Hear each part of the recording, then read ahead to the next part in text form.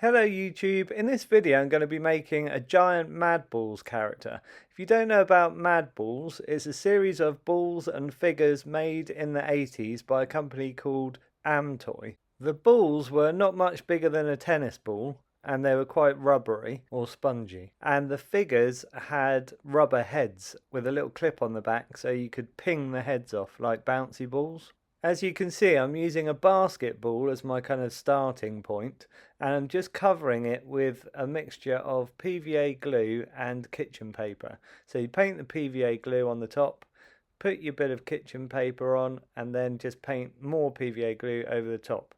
This is wood flooring PVA glue, which is much tougher. You could also use super PVA as well. I'm just going to go around the whole ball and cover it twice. Notice that I've removed all straight edges from the kitchen paper. That just stops you getting lines all over it. All of the wrinkles caused by the kitchen paper makes for a really nice texture.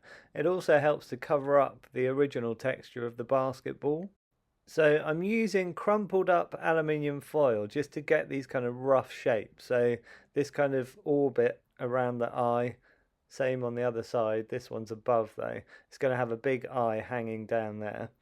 I've also done the nose, again very loosely, and the lips. Upper lip and the lower lip. Once it's on like this and stuck on with glue, you can squash it into place and just kind of pinch it a little bit. You can add more to it obviously later as well.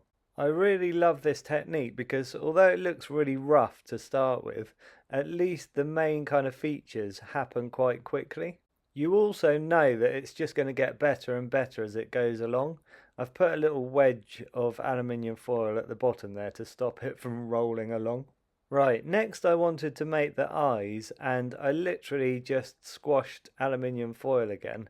Obviously, with just a completely round ball, you can just keep, kind of rolling it in your hands, rolling it along a floor, that kind of thing. This eye, though, had to be squashed on one side, so I more kind of like made a flat surface first and then kind of rolled the rest of it to get that sort of hemispherical kind of shape. Yeah, even though the figure that I had when I was a kid was the figure called Lock Lips, I decided to go for this one called Slobulus because I think he's the one that kind of represents the Madballs the best. The Madballs were known as gross out toys just because they're so grotesque, and I think Slobulus was the most grotesque of all of them, and he's the one that says Madballs to me the most. Even just the name Slobulus sums up Madballs. Right, you can see that I went over the eye sockets and the actual eyeballs with kitchen paper and PVA glue. Again, a couple of layers just to make it really firm.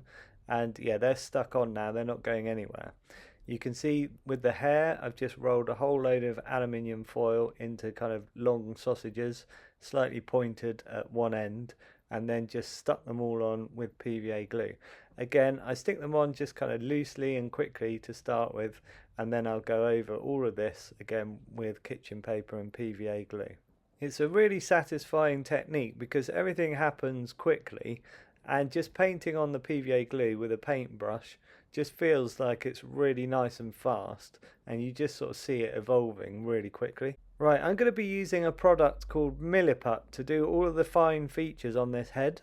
So MILLIPUT is a two-part putty. You mix the two parts together in equal amounts and it sets rock hard in about 4 hours.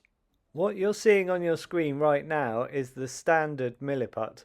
When you mix the two parts together you get this kind of yellow-grey colour. The actual MILLIPUT I'm going to be using for this sculpt though is called silver grey. You can see that it's a really nice colour because it shows up all of the details really well.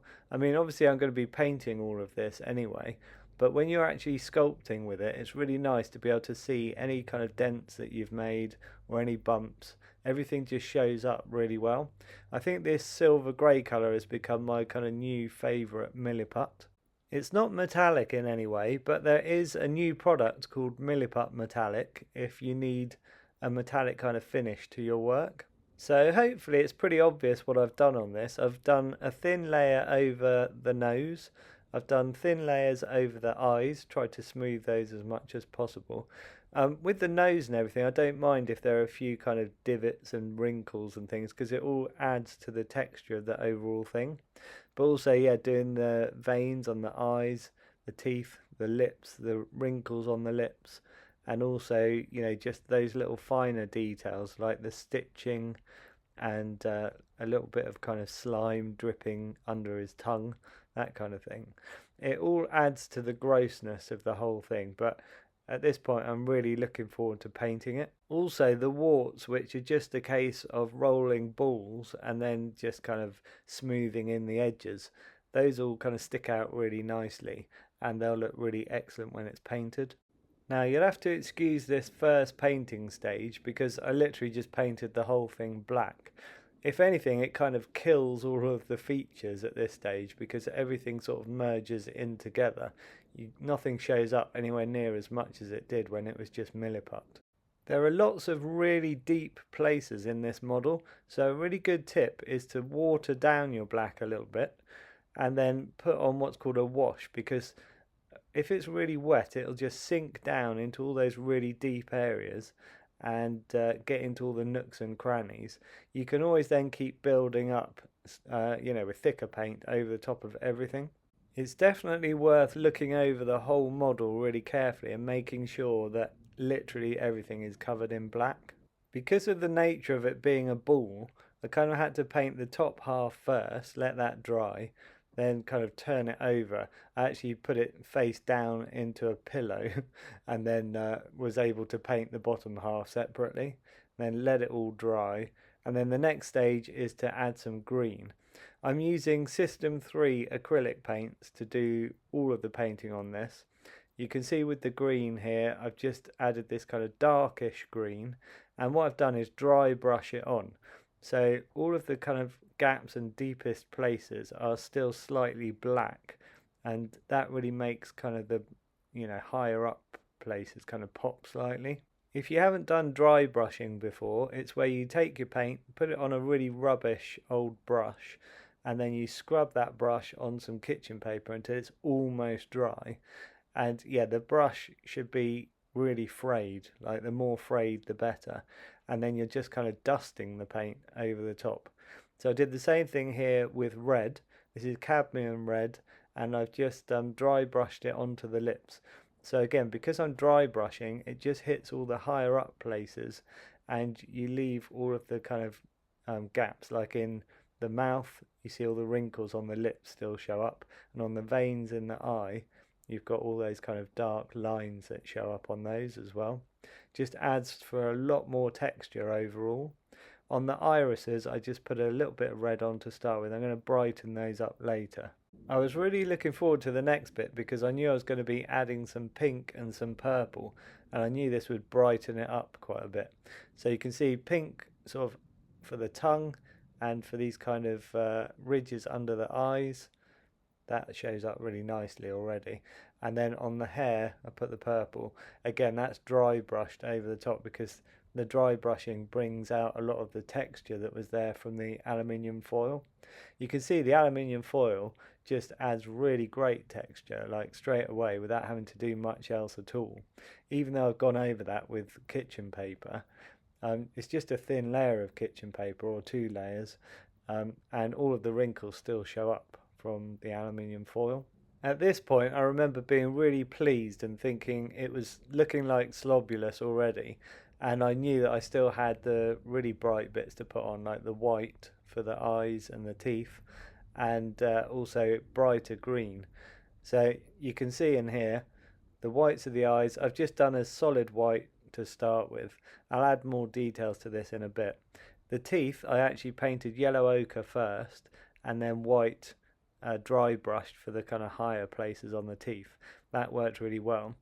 I've also done brighter green, dry brushed everywhere. So that was just a case of mixing some yellow and a bit of yellow ochre in with my original green, which I think was just emerald green. And yeah, that's brought out all of the high points, like on the warts and that kind of thing. I did a much brighter green for the slime here, and there's stitching as well. On the stitching, I painted some red in the middle to look a bit like blood, which worked really well.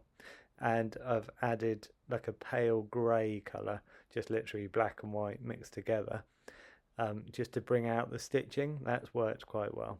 You can see that I put him on my chair here to film him. That's because the weight of the nose and the eyes and the mouth means that he's much heavier at the front and he keeps rolling forward. So it's quite hard to position him, but there's more on that later.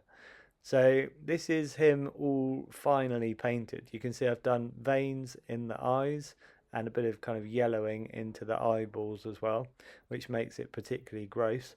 I've added a lot more red on the irises of the eyes, and I've also outlined the irises with a kind of a red stripe and then a slight yellow stripe as well. You can see a bit more detailing on the teeth, and his mouth is really kind of showing up nicely now. There's a bit more dry brushing of brighter greens and things on this, just to make it pop even more.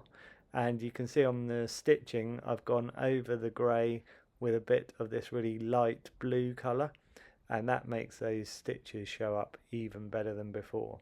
So really pleased with how this turned out. I think it looks amazing. It looks great with all my other kind of movie creatures and things as well in my conservatory. My wife said, "It's really huge. You're only making one, aren't you?" And I said, "Yes, dear." And then I found myself, when I was next on eBay, I accidentally seemed to have ordered myself 2 more basketballs. So I would actually love to make all 9 of the what were the original head popping figures. I'd like to make 9 different Madballs heads at this size. I think together they would just look absolutely amazing. But whether I will or not, I'm certainly going to make at least another 1 or 2. I want to make Hornhead next, I think, because he's kind of my next favourite. Even though Locklips was the one that I owned, I just think now I like Hornhead better. So any base like this that I would have put him on before, he would just roll forward because, like I say, he's really heavy at the front compared to at the back. So what I did to counteract that is I made this little base, which is just out of an old dog bowl. And what I've done is I've filled it with some Milliput to make it a bit heavier, the base. And then I've actually added 3 magnets into this. I've also kind of made this slightly domed surface for it to sit in. There you go, you can see it's just a dog bowl. Painted it black, put some wrinkled texture on it to kind of match the Madball's head. But in the top here I've got 3 magnets, and they're all kind of pushed into the Milliput, and then I've gone over with kitchen paper to set them in place. And on the actual head I've set 3 washers in place that line up with the magnets, so when I put it on the base it sticks on and stops it from rolling off. Right, I hope you approve of this, my latest sculpt. Let me know in the comments if you want me to make more Madballs heads at this scale, and if so, what your favourite one would be for me to make. I'm definitely going to make Hornhead anyway. Hit subscribe to see any videos that I post up in the future. Check out my 80s toy videos if you get a chance for a bit of nostalgia. I'll be posting a video shortly on other Madballs related items like the roller cycle and Touchdown Terror. So give that a look. Also, loads of other 80s toy videos that I've got, things like Food Fighters. I sculpted a whole new series of Food Fighters figures, so give that a look if you get a chance. A huge thanks to MILLIPUT for sponsoring this channel. If you've not tried MILLIPUT yet, go out and get yourself a pack or 2 because it's a really great sculpting product. Thanks for watching, and I'll catch you in the next video.